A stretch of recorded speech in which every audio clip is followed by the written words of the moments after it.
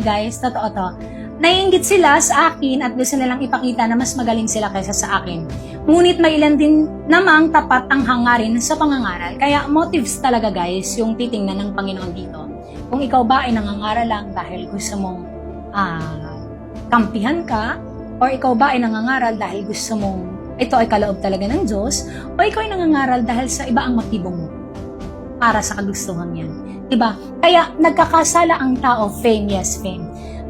Dahil din po sa hindi nila alam na nagtuturo sila ng salita ng Diyos, ngayon hindi nila alam nagkakasala sila sa motibo.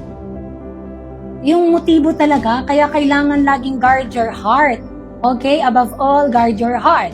So dito magkakameron talaga ng hangarin, okay? Sa hangarin magkakatalo-talo. So sinasabi sa kasulatan mga kapatid, inaakala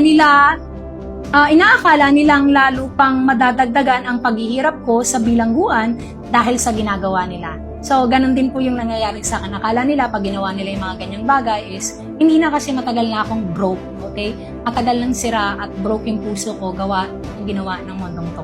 Gaya ng ginawa nila sa Panginoon. So, verse 18, pero walang anuman ang lahat ng iyon sa akin. Nagagalak pa nga ako sa mga